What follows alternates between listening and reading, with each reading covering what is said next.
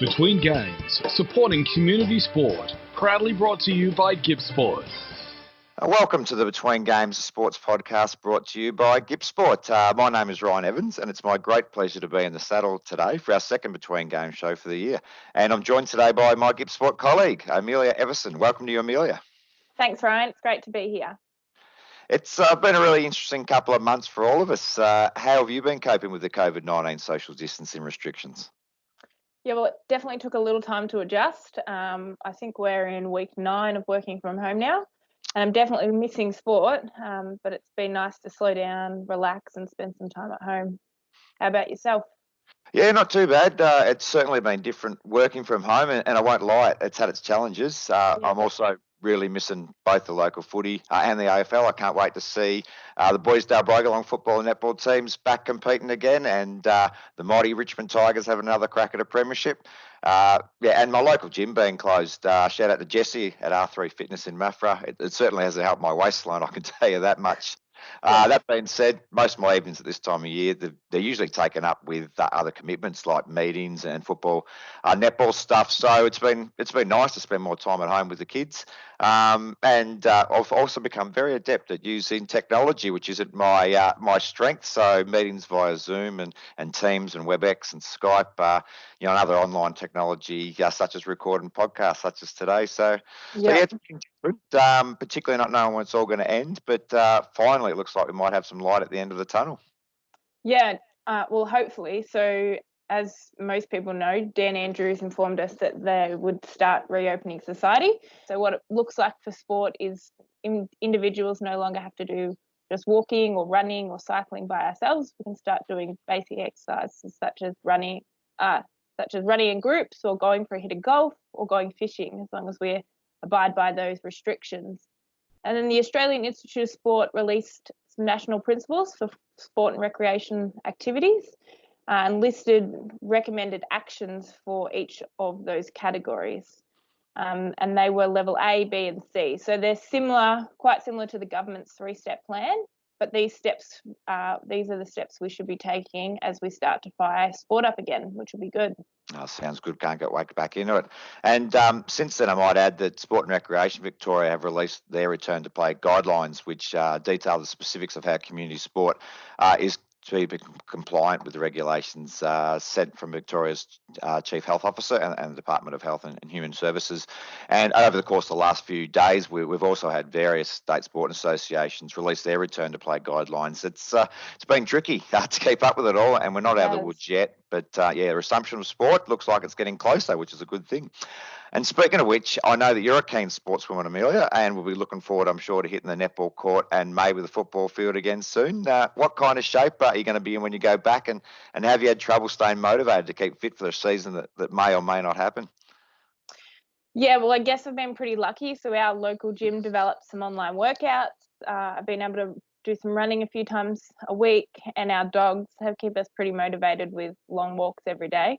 But I guess it's definitely not the same as club training where you're out on the court or the field running around, having that social connectiveness, and it makes it a bit more motivating. But I guess I've just been trying to do the best I can to stay active and stay motivated. So if hopefully the season goes back, then I'll be ready to go. How about yourself? How have you been personally staying motivated? Yeah, it's been difficult. I'll say I like the camaraderie of a football netball club and things like that. But I've actually found with the extra free time, I've had an opportunity to go walking with the kids on a fairly regular basis, and the odd run as well. That's been good. I know I haven't been joining in, but I'm obviously heavily connected with the Boys Dalbrogga Footy Netball Club, and they've been running virtual training sessions and online challenges.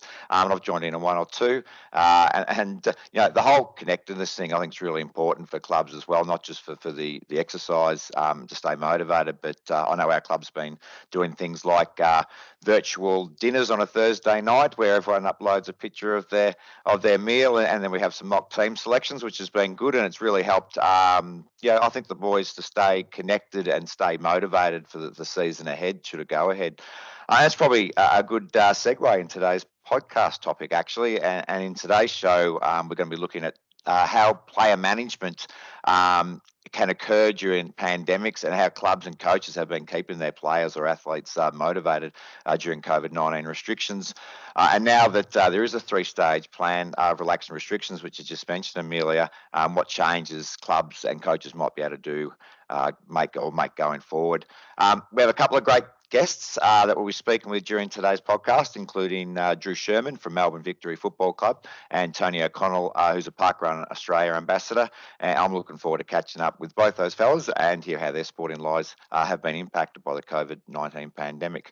Just quickly before we do have a chat with those guys, Amelia, would you mind quickly reminding everyone who might be listening to this podcast how Gibbs Sport, they might be able to assist as COVID-19 restrictions begin to ease?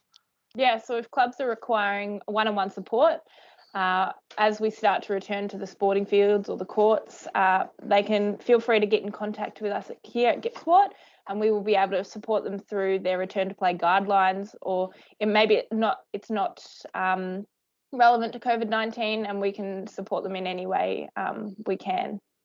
Sounds good, absolutely. And for anyone listening who might not be aware, Gibbs Sport has staff located right across Gippsland, and we can provide that guidance and one-to-one support that Amelia mentioned. So feel free to get in touch with us if you need any assistance with any governance issues that might be happening at your sports club, particularly as they fire up for the seasons potentially ahead. It's now time to have a chat with our first guest for the show, and it's a warm welcome to Drew Sherman. Drew is the General Manager of Technical and Academy at Melbourne Victory Football Club. He arrived at Melbourne Victory last year with a wealth of experience in youth development programs and coaching, having held coaching and management positions in academies at Everton, Wolves, Aldershot, Crawley and Southampton in England, and more recently Brisbane Roar in the Hyundai A-League. He's firmly entrenched in the Victorian football scene now, though. Great to have you on the show, Drew. We might start off by checking how you've been going over the last couple of months while we're all dealing with this coronavirus pandemic. Yeah, I think it's obviously been a challenging time for everybody. We're certainly no different as a sporting organisation. To some extent, it's been a period where we're sort of finding our way in the dark, right? Like everybody in all walks of life. So although it's a difficult time, I think we've dealt with it fairly well, or as well as we could. And certainly, it's been nice to spend more time with the family from a personal perspective. So I guess there's silver linings with every cloud, right? Absolutely, there is. So, hi Drew. The topic for today is keeping players motivated during COVID-19.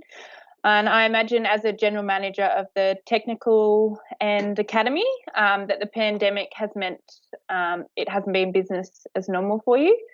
Can you perhaps give listeners an idea of what your role entails at Melbourne Victory and what a normal week would look like and how your role might have changed over the recent months?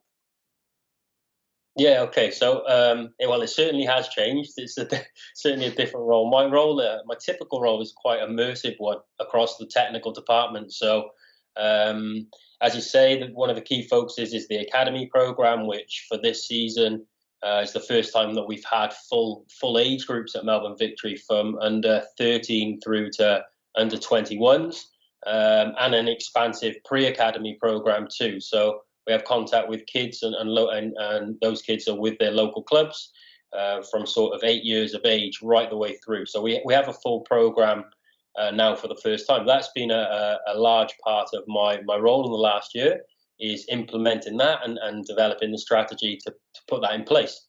And that strategy extends typically across the women's program, which is a big component of our club and something we're really proud of. And also, providing technical support around the men's A-League program too. So it's a truly sort of club-wide approach, which is keeps me on my toes. It's always a different working day. So a typical week can be for me on the pitch, in and around training. It might involve my presence and support in match days, whether that's with our women's team or our A-League team, or with our under 13s. It's quite an expansive job. And then, of course, it's trying to help us implement programs that support the growth of football in the community too. So how does that technical role extend out into the community, which is something we're as a club very, very keen to do. And it's why, we've the having the contact with the region and through yourselves is so important to us. Definitely sounds like you've got your hands full, ranging from all different ages and abilities. So what have been the major challenges for you working with players or in your role? I think the challenges has been probably the infrastructure. Certainly when we're trying to create something that is a step above existing infrastructure from a youth development perspective, specifically in those under 13 to under 18 age groups, where my experience overseas tells me there's such a vast difference between here domestically and international programs and international pathways. That's been a major challenge, and it's certainly not one that we have found the answer to yet. And I think it's one that we will work hard to find an answer to over a period of years.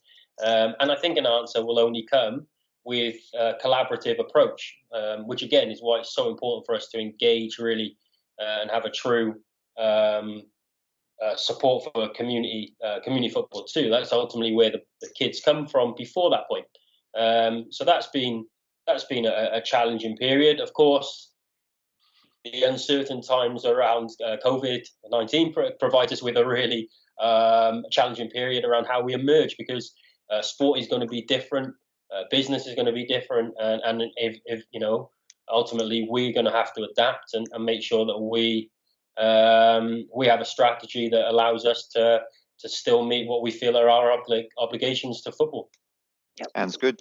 You just mentioned community, Drew. I'm actually involved at a community sports club level as the president of a local football netball club, and I know it's been a major challenge to keep our players motivated for a season that may or may not go ahead. I know that our coaches have been running online workout challenges and virtual training sessions with mixed results. I've also heard of other club settings up things like Strava groups and having regular team video calls. I'm wondering what has been happening at elite and an academy level, and how have your players been responding? So I think we're in a similar space. As I said at the outset, for us it was trying to find our feet, and trying to find, well, actually, how do we make sure that we're not wasting any time with kids?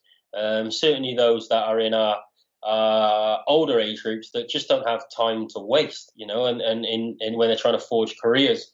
I think the challenge for us, first and foremost, was to make sure that physically the players were able to maintain a certain level of performance, and that was fairly straightforward. If I'm honest, it's not too difficult.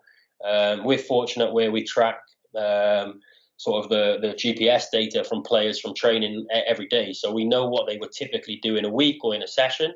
So for us to put sessions on or draft running sessions and strength sessions and using apps like Strava to set them some challenges physically was fairly straightforward. The big challenge was to replicate the technical and tactical training which they would get. And that was probably the next step of the process. So we've put together a lot of content which is online, shared for academy players. And actually, a lot of that we've now made publicly available to schools through our Kick It With Victory program. So, the whole community can actually jump online and see the type of technical training we've delivered for the academy kids. It's taken directly from that program. And then we've done things like Zoom meetings and online classes. We use a software called Visio, which has been great. It's allowed us to upload clips from games and assign questions to them. So we stop at certain moments and ask a question: what do you see here? What could the player do in this situation? So it's allowed us to put together quite an expansive program. At the moment in time, we probably have 8 contacts or 8 activities for the players to complete each week.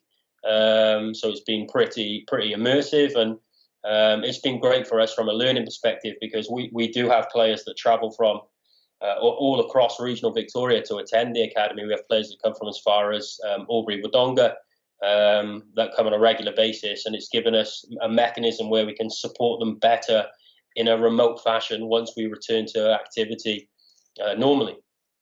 Sounds great. Sounds like some really good strategies, and you're definitely keeping them busy. Has there been any additional challenges when the return date to play? Is it 100% clear? Most of the challenges have been just through questions of people asking. What's the latest, as sort of expecting that we have maybe inside information, and it's simple, we just don't. We're in the same boat as everybody else. We strictly follow, obviously, the government guidelines, and we're dictated to by Football Victoria. You'll have seen that none of the A-League teams have resumed training, even though it's made a public statement that the competition will finish at some point. But yeah, until we've got clarity around how do we do that in a safe fashion and ensure people's health is priority, there's not going to be any action taken. So we're waiting on those guidelines. So yeah, it has been a challenge, because naturally when you're involved in an organisation that often is providing a service that is many people's hobby, it's their passion, it's the first thing they want to do, and it's the first thing they miss. And our professional players are just fortunate enough that they get paid for a hobby, right? So they're no different than our 12-year-olds. Definitely. So as a coach, what have you learnt about yourself during this time, and how have your levels of motivation been? And have you had any frustrations during this time?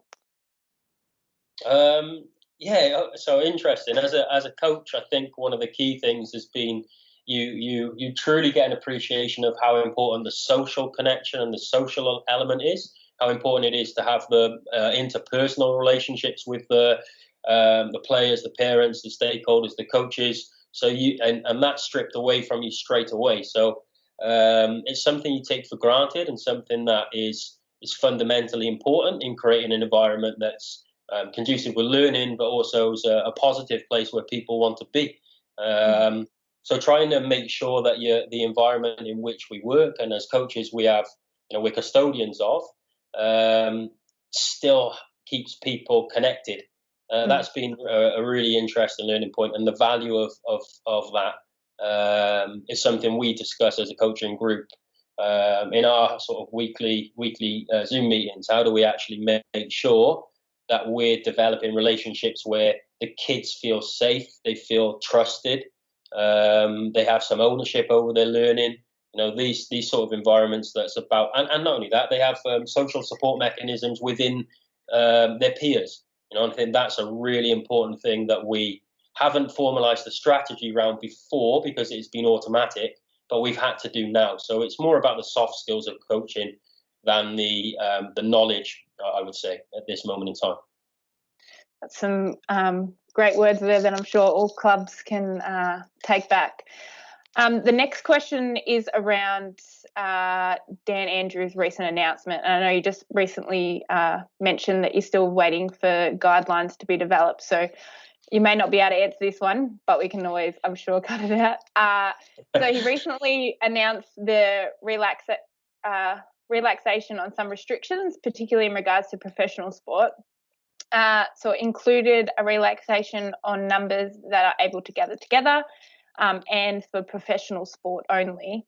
So does this extend to the academy athletes? And if so, what does it mean for you? And what things can you start to look at doing again?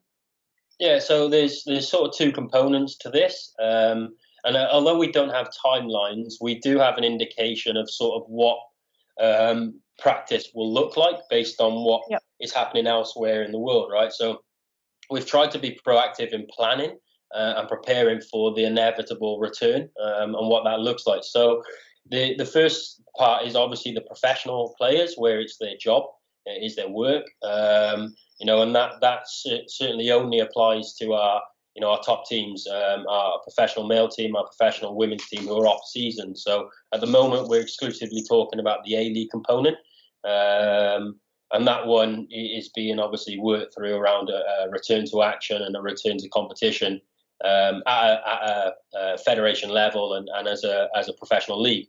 The second part is around community sport, and the academy falls into the bracket of community sport because it's recreation for the kids. Although they're aspiring to be professional, they're not there yet.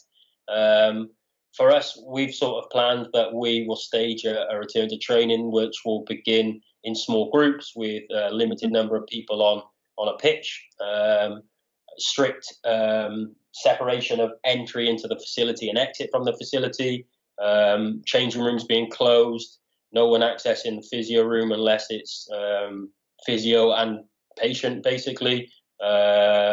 Things like hygiene protocols, disinfectant of equipment, sort of the standard things that you would have seen from the AIS document and the all the information that's being communicated by government. So we actually train. Our home training base is a public facility for the time that we're not using it. So for us to have a really strict level of control is more challenging than, for example, clubs in professional leagues in England. They own their own facilities, right? So it's going to be a slow process for us, just like all community clubs.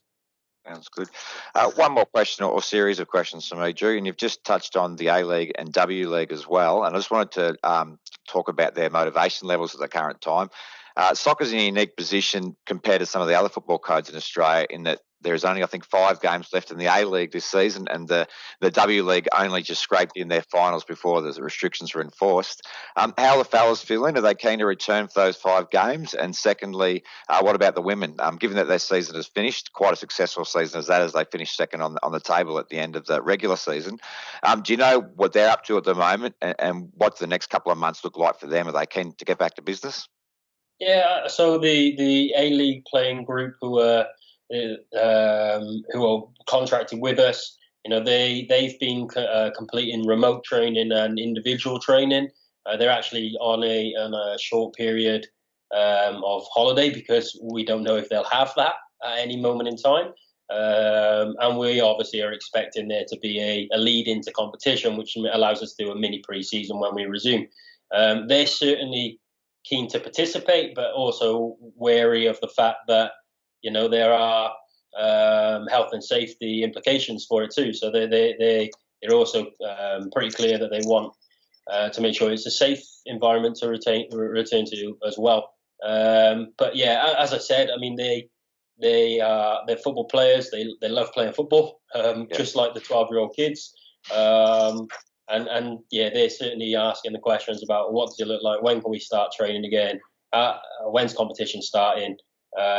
We have a group of them who are still committed for next year, and others that are not. So each person has individualized circumstances, but yeah, they're very keen to return. From the W perspective, as you said, the season just about finished. Typically, they would depart.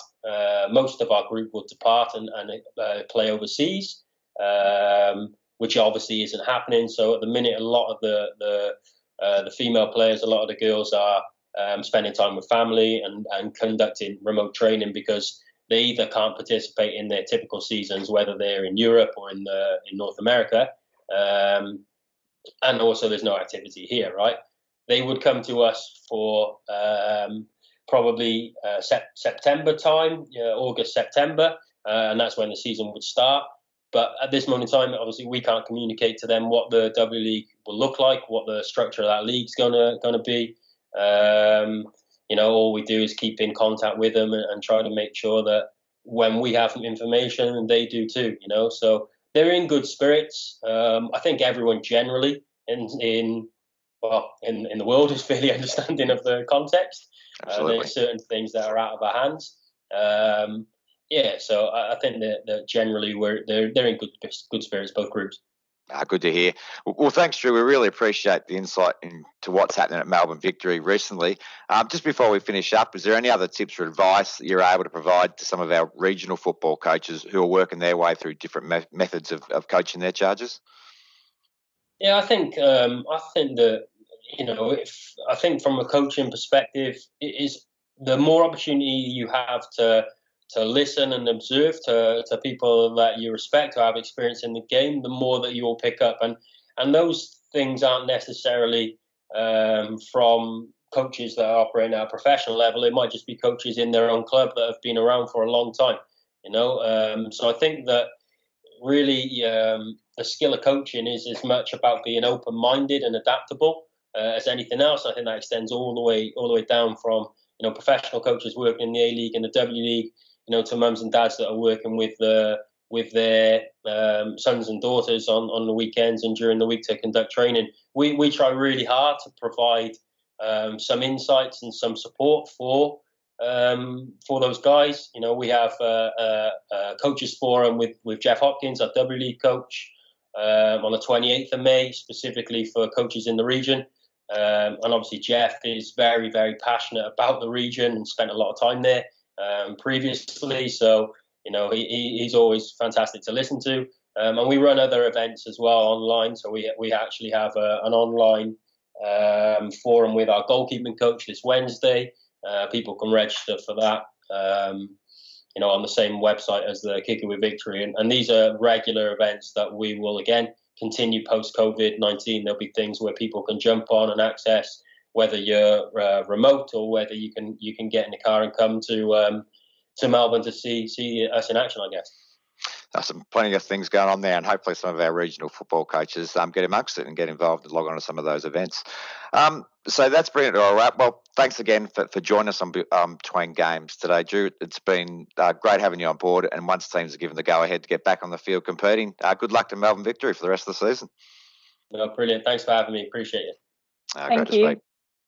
Our second guest on the podcast today is a local Gippslander, Tony O'Connell. Tony, better known as Toc, hails from Cape Patterson down on the Bass Coast Shire, and he's a very accomplished long-distance runner. His running feats leave me astounded. He has completed many ultramarathons. He has run around Australia once in the Run Down Under and has recently completed a 100-kilometre trail run along the Great Ocean Walk with my fellow Gippsport staff member, Michelle Harris.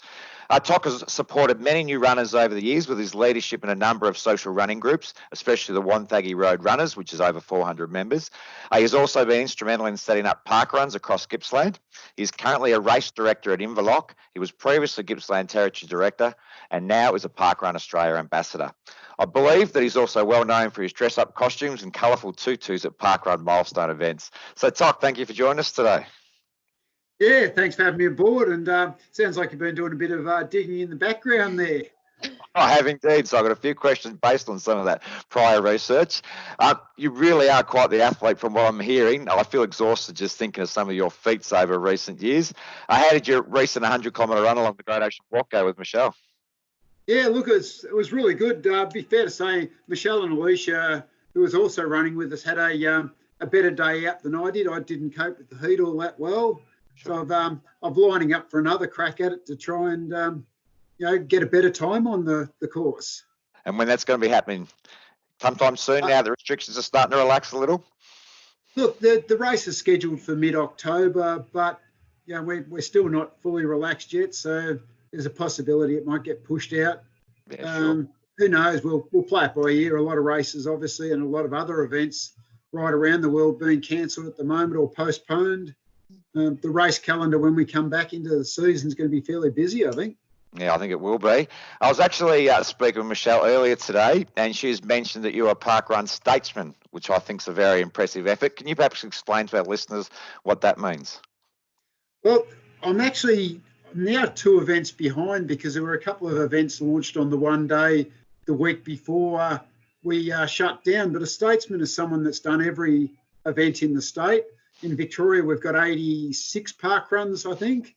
So I've done 84 out of the 86, and they range from as far as Nil in the west of the state on the border, up to Mildura, Albury, Wodonga, and all points north, south, east and west.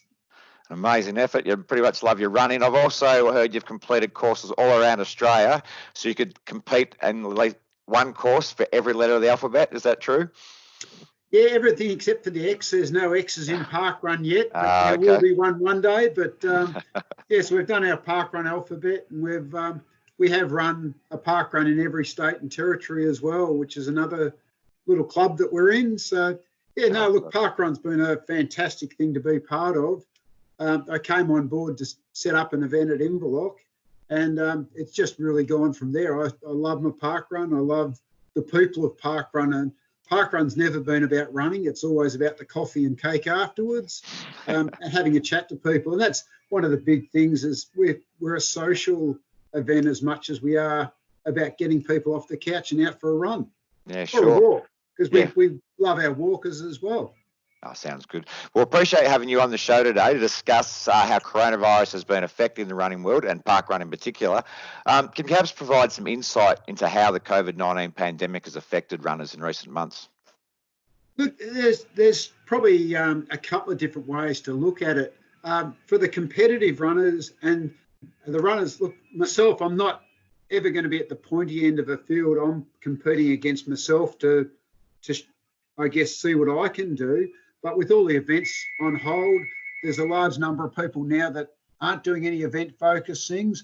But what we are seeing is with the lockdown, there's so many more people out running now. So hopefully when our lockdown eases, those people will continue to run. They won't just fall back on the couch. And, things like Parkrun will be there to provide a platform for people to keep going and keep improving their fitness. But there's definitely a lot more runners out on the roads and streets and parks as you go around. Yeah, I agree. There's definitely a lot more people around my town, definitely running and walking. I've definitely got out and done some more running than usual. So I can imagine that you've been keeping in touch with a number of different people who've been missing parkrun over the last couple of months. What are people telling you they're missing most? Most of the people I know, they're not so much missing the actual run. It's the coffee and the catch up afterwards, and it's the banter in the lead up to a Saturday morning about, oh, where are you headed off to this week? And particularly in amongst the tourism group where, you might be heading off to Wodonga one week, or you might be going local to a new event that's local. And we have a couple of new ones hopefully popping up through Gippsland.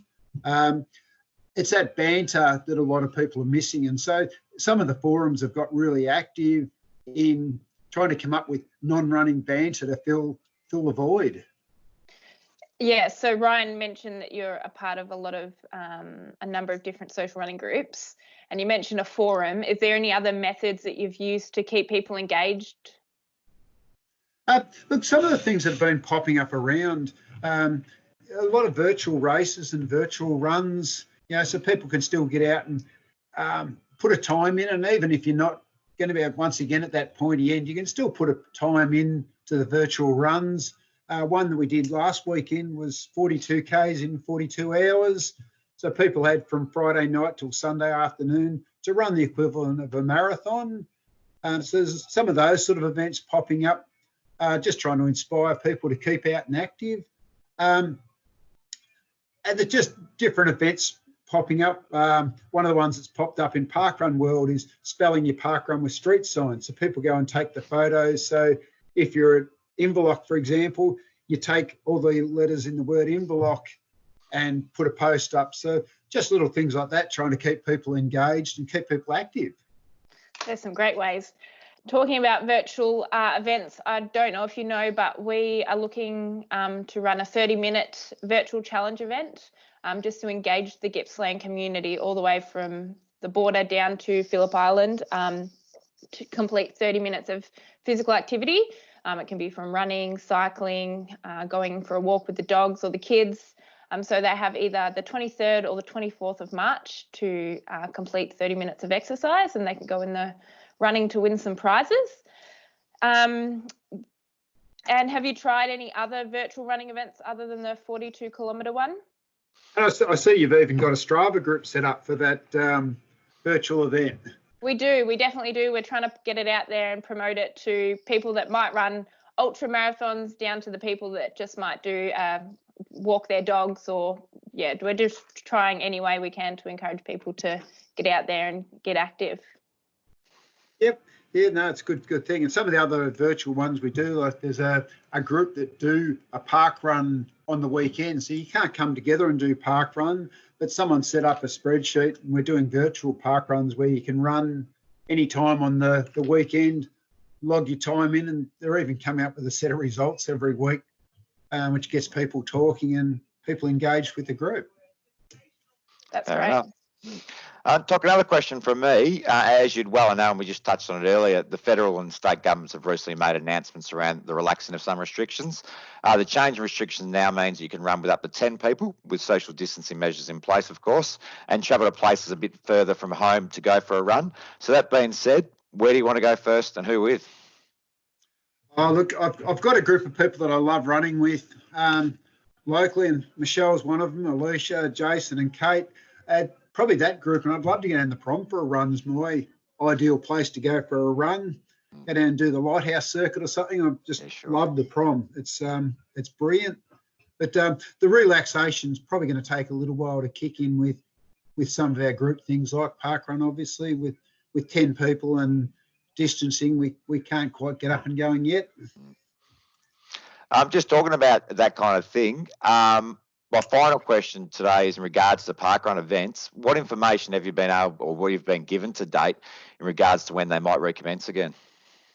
Look, one of the things that Parkrun's doing, sending a weekly email out to all registered people to just keep people informed. At this stage, globally, all parkruns are cancelled, obviously.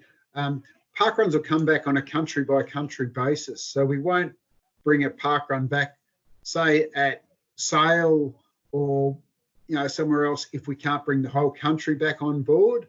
And so we've got to look at our bigger events, and we get a few parkruns in Australia that get 1,000 people. Until those sort of numbers are permissible, we won't bring just small events back in. So we don't know when we'll be back up and running yet, but obviously we want to bring the country in as a whole. But we can't just start the small events, because obviously people will then travel to the small events and they'll become big events, and we can't keep that separation. Exactly. Well, it sounds like you've come up with some different ideas with the virtual runs and everything anyway. So, and obviously with the option of running still available and walking for anyone else out there, make sure they're getting their fix. So really, that's it for me. Thanks again, Toc, for being part of the GIP Sport podcast. It was really interesting to hear how parkrun and running in general has been affected by COVID-19, and in some ways that you have been keeping local runners running. Before we wind it up, is there any other tips or advice that you can provide to some of our runners who might be listening, particularly in regards to staying motivated to keep running? Look, just for people, I think parkrun's a really great one to get involved with, because it is free, and when we're running, it's a weekly event. But you don't need to be a runner to get involved. You can come along and walk. We have walkers at all our events. And you can come along and volunteer too. You don't even need to walk the course. If you just want to come along and volunteer or come along and cheer, we welcome that sort of thing as well. So I'd encourage people to sign up for events like parkrun. Even though we can't run at the moment, sign up. You'll still keep informed with a bit of information. And some of our parkruns on their Facebook pages are putting out some great tips about how to keep active while we're in lockdown. Oh, sounds great, and some really good information there. Certainly I wasn't aware of some of the things that were going on, so really good to know. And thanks again, Toc, for making yourself available today, and good luck on your next big running adventure. No worries. Thanks, guys, and good luck with the pod. Thank you. Thank you. Well, Amelia, that's almost a wrap for our second episode. I found it really interesting to hear some of the methods that are being used to keep both our football players and our runners motivated. What were your thoughts? Well, it's definitely been a challenging couple of months for sure, but there is plenty of things out there to keep us fit, healthy and motivated. Yeah, that's for sure. So that's a wrap, everyone. Thanks again to Drew and Toc for joining us today. In our next episode of Between Games, we'll be looking at the importance of creating an appropriate club culture, including the benefits of positive coaching. So until our next episode, stay safe, everyone, and good luck in maintaining those motivation levels. Cheers. For more information on Between Games, visit www.gipsport.com.au. Between Games is supported by Vic Health and the Department of Health and Human Services. GIP Sport, supporting community sport.